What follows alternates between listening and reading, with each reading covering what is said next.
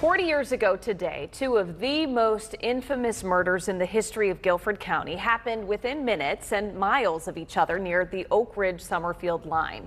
They became known as the Oak Ridge Killings. Same MO, two elderly workers killed at their respective stores, long thought to have been committed by the same person or people, but tonight they are still unsolved. Fox 8's Michael Hennessy joins us here in the studio. Michael, sometimes a detective needs a little luck to solve cases, and detectives haven't gotten any luck in this case. And Neil, Katie, from perfect timing on the killer's part to a lack of evidence and top suspects dying or being killed, this case has seemingly always been far from being solved. But as we get further removed from the day it happened, the people closest to it can't help but get sucked back in. Incremental inhumanities. On March 23rd, 1983. March 23rd, 1983.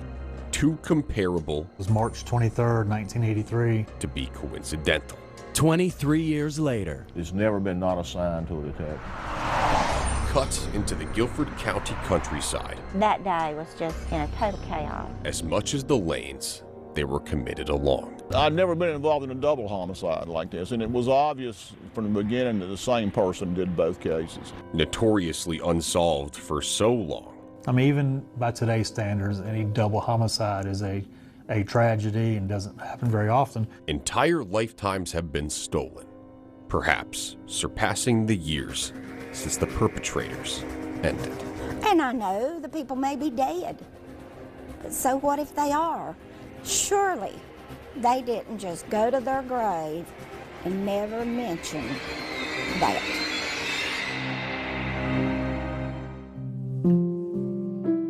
Mama was very talented. I wish she'd passed a little of it along to me. Faye Mitchell was in her mid-30s on March 23rd, 1983. She was a real sweet pea. She was my best friend. Now in her mid-70s, her mind hasn't disposed of what life was like along Highway 150 in Summerfield. Daddy would get up in the mornings and go to the store. Mama would get up, fix breakfast, eat, make up the bed, go to the store. Did her dishes, she would go to the store, and Daddy would come to the house and eat. It was a Wednesday, around 8:30 in the morning. Faye's father, Howard, went back to the Ledbetter store and found a customer outside. He said, well, Molly's in the store. He said, well, the door's locked. They went inside to find 66-year-old Ollie, who Howard called Molly, behind the counter. And Daddy called me and told me that the store had been robbed. And I said, well, how's Mama? And he said, well, Molly's not good. They hurt her bad. Molly's dead. They killed her. I started screaming and threw the phone at the wall and started running down the road. Yeah, I was a detective sergeant when this happened with the Guilford County Sheriff's Department. Before Tom Shepard could get to that scene, another call came over his radio. But another homicide at Jack's Gas Mart in Oak Ridge, and I said, I can't believe that. 15 minutes away in Oak Ridge, Archie Callum walked into Jack's Gas Mart on Highway 68. Archie Callum was 63.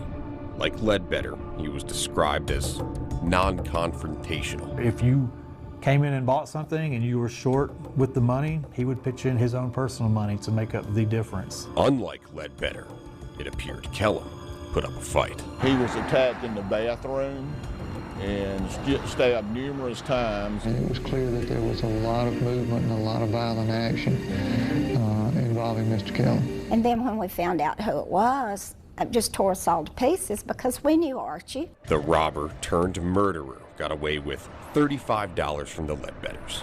There was more money in her apron pocket than there was in the cash register. Some cash from Jack's Gas Mart, and when they couldn't open the cash register, decided to take the whole thing. And then, of course, it was spread up Oak Ridge Road and down 68. At that time, Guilford County had maybe 10 detectives, and just about every one of them were involved in this. News of the murders seemingly spread as quickly as the murderer had moved. And like Molly Ledbetter, robbed and murdered, and detectives say both by the same knife. It just makes no sense whatsoever that something like that can happen and they just vanish into thin air. I mean, perfect timing for whoever did it. As detectives combed through evidence and followed up on tips, The investigators have logged over 1,000 interviews. they narrowed down their list of suspects to 3. Investigators believe the man who committed these murders is no stranger to the correctional system. In fact, they think he's behind bars right now, sentenced for a lesser crime. But just as they started to hone in, all of the air was about to be sucked out. We just kept saying this is the unluckiest case we've ever seen. Those suspects didn't seem to, but did disappear into the face of the earth. But more than a decade after the murders, a key piece of evidence turned up. We're going to have more on the hard luck investigation back here tomorrow night at 10. Neil?